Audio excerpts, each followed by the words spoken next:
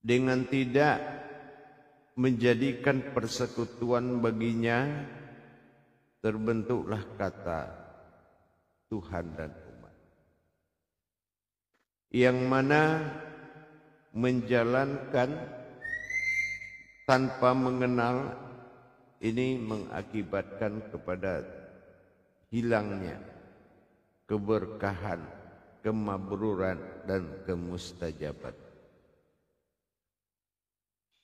Dikala dikatakan sebuah wujud Tuhan tidak pernah melebihi dari dirinya, yaitu dengan bersifat. Apa yang dikatakan bersifat Allah dalam memperjalankan kodratnya secara zahir, terwujudlah sifat aftar baginya, menjadi penampakan oleh semua yang berkeinginan menyembahnya. Yang kedua, bersifat sir Allah dengan ba'dal, sehingga bisa menjadikan sebagai bukti kekuatan aras dan rasa dalam kalimat hu atau aku.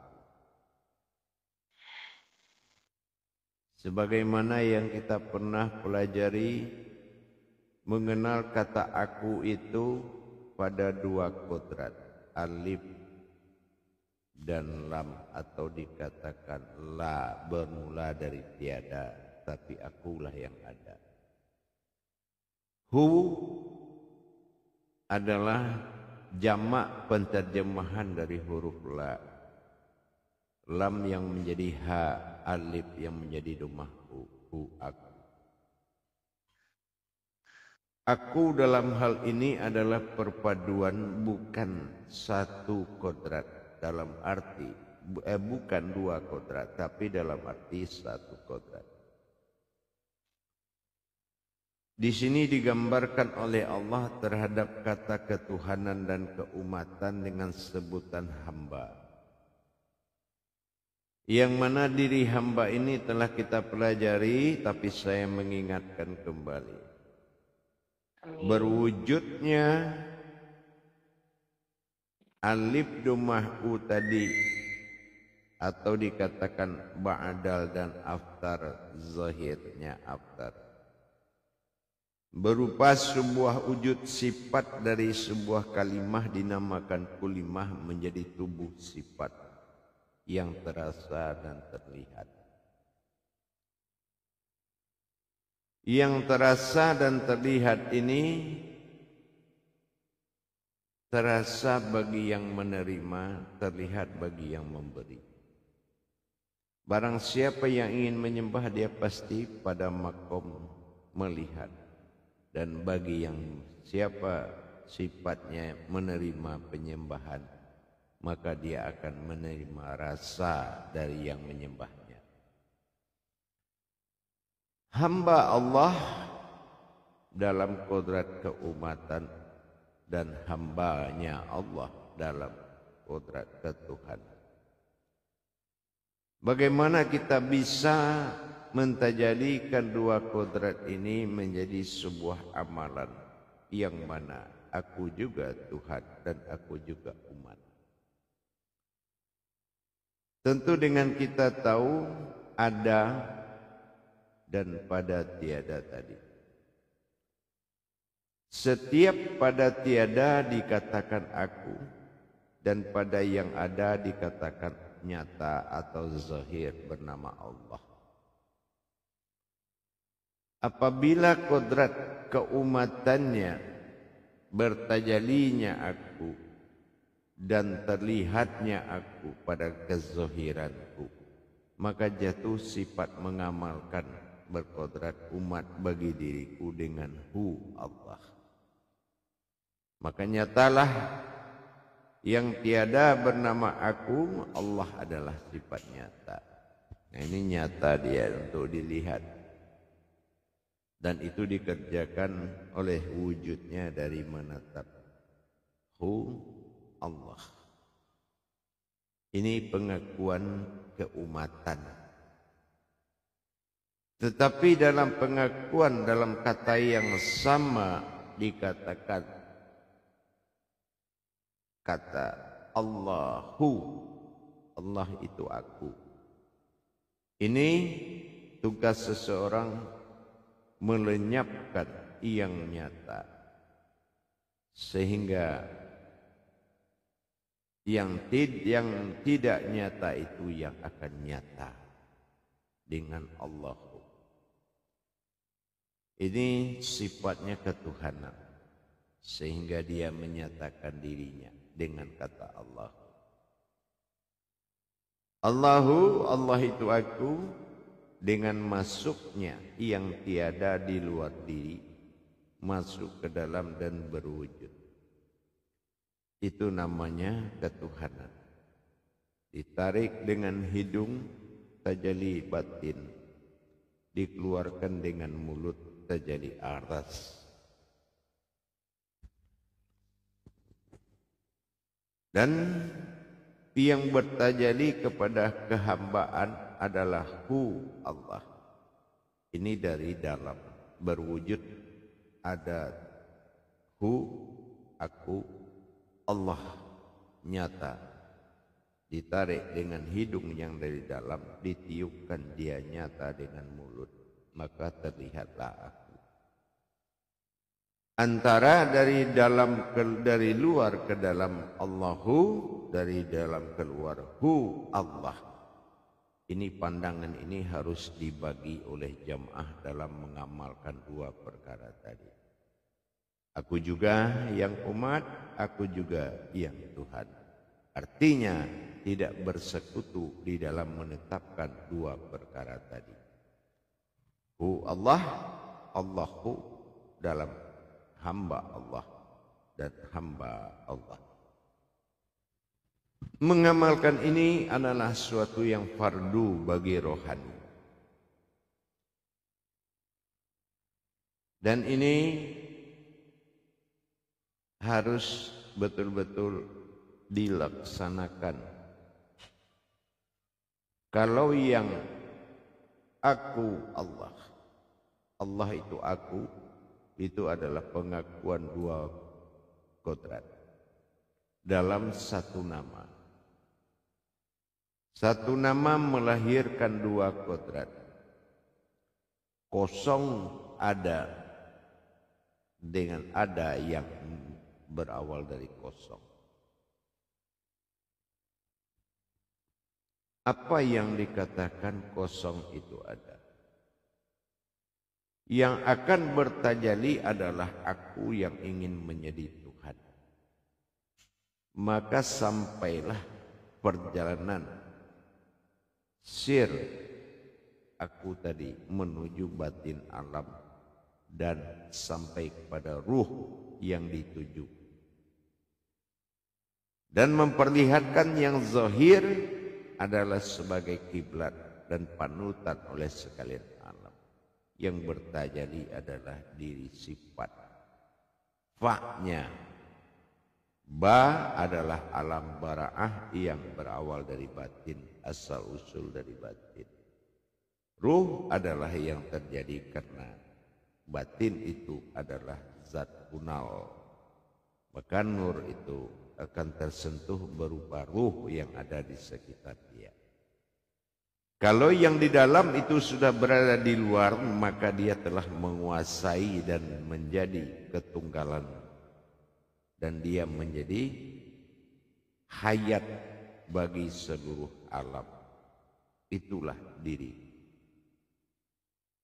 Bersifat diriku dalam kata yang tiada, itulah yang ada, yang sampai kepada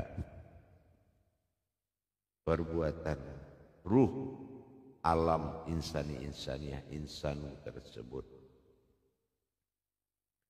Dalam hal ini maka berkiblatlah seluruh ruh yang ada kepada wujud zahir yang diperlihatkannya. Sementara yang menjadi hayat, yang menjadi Tuhan, yang menjadi nyawa bagi alam adalah sebuah yang wujud yang tiada itulah yang ada. Dan yang terlihat adalah wujud yang ada menjadi kiblat bagi seluruh alam. Hal ini terbagi dalam dua perbuatan. Pertama dalam perbuatan aku, Allah itu adalah aku. Itu pertama. Dalam tajalli kita melakukan perbuatan sir dalam solat. Allahu Akbar. Bagaimana diri aku, hu yang tiada itu ada, sampai ba menuju batin sebuah alam ini. Ini alam ini kalau yang terlihat nyata ini ada berasal dari batin disebut ba. Allah adalah perbuatannya. Menuju zat kunal yang menyentuh kepada ruh dan dia terbangun dan dia menyembah. Itu alam. Allahu Akbar. Tangan sampai di pusar kalau kita lagi sholat. Akbar, artinya menuju, yaitu hayat. Dengan demikian, diri yang tiada itu sudah bertajali menuju ruh yang ada di sekitarnya. Maka ruh itu langsung sujud. Wala tafarkulla bismillah. Kemana dia sujud? Diri yang penampakan aku adalah sifat zahir yang ada di dalam diriku. Aku adalah wujud yang terlihat yang ada di dalam diriku. Maka yang terlihat ini akan menjadi sembahan oleh sekalian alam, dan yang tidak terlihat menjadi jiwa atau nyawa atau hayat bagi seluruh alam. Inilah yang dikatakan hamba Allah, hamba Allah. Mengamalkan dan mencintai dengan mendirikan yang di dalam keluar, dan yang mewujudkanlah maujudun ilallah yang dari luar ke dalam, bertajali dengan hidung dan berwujud dengan napas mulut. Ini menjadi pegangan terkuat dalam sebuah ketentuan ilmu ketuhanan. Dengan demikian tidak ada lagi kata dua, tetapi tetap pada kata satu, yaitu aku. Artinya yang di dalam diwujudkan keluar. Itu keumatan. Tapi kalau kita bertajali menjadi wujud yang nyata bagi Allah untuk ketuhanan, yang di luar itu yang ke dalam, dan barulah dia terlihat. Ini yang dikatakan dengan kedatangan innallaha, innallahi, innallahu. Aku juga yang datang, aku juga yang pergi. Aku juga yang terlihat dan tidak terlihat. Putaran ajal 24 jam dengan innalillahi akan selalu mengikuti, yaitu manusia di dalam ajalullah. Ajalullah yaitu Allah yang menjadi ajal bagi mereka. Artinya kekuasaan dan hidup, gerak dan menggerakkan itu menjadi hayat bagi hamba Allah, hamba Allah. Tetapi tajalli untuk mendapatkan ketuhanan tadi, maka batinul batin, sir usir telah terjadi perbuatan tajalli batin, yaitu adanya batin dalam batin, yaitu munculnya yang tiada itu ada bernama aku yang ingin menjadi Tuhan. Maka bertajalilah aku kepada batinku, maka sampailah kepada umat, yaitu ruh atau hayat, dan akulah yang menjadi hayatnya. Dengan demikian, markubah yang terlihat Baitullah adalah yang sampai menuju. Maka tajalli ini adalah tajalli aras, perbuatan bara'ah akan sampai diantarkannya kepada si wujud hayat yang ingin tersambung hidupnya, sehingga berdirilah jantung alam Ka'bah yang terlihat dan Baitullah yang tidak terlihat. Maka dikatakanlah manusia itu qalbinya Allah, itu qalbinya bernama Allah. Kalau di dalam tajalli yang tiada adalah aku yang sampai, maka aku nyatalah di dalam dirimu. Nah, ini artinya diri yang sama, diri yang akan bertajalli menjadi hayat bagi seluruh alam, dan nyatalah aku sebagai kiblat dan kodrat bagi mereka untuk zahiru Rabbi. Tapi kalau aku Allah adalah sebuah ibadah yang dilakukan oleh keumatan, tiada lain yang ada melainkan aku sendiri yang ada. Kenapa bolak balik ke sini? Kenapa balik kanan di rumah? Kayaknya mendang. Aku sendiri juga yang ada. Maka dalam kesendirian itulah tiada lagi yang ada melainkan aku yang ada. Nah, ini namanya ibadah keumatan, atau dikenal dengan la maujudun illallah. Seandainya kita berhadapan dengan sesuatu di luar kita, berarti dia sudah berhadapan dengan yang tiada itu ada. Tinggal kita menjadi sebuah sultanil azim, sebuah raja yang mana menunggu penyembahan. Penyembahan ini bukan dia sembahyang aja, tetapi dengan takut, menghormati apapun yang di depan kita. Kalau kita ini adalah peragaan dari ketuhanannya. Nah, gitu ya. Tapi kalau diwujudkan dari yang tiada menjadi ada, itu adalah ibadah umat. Dan umat itu adalah Allah yang beribadah kepada Tuhan, dan Tuhan itu adalah aku.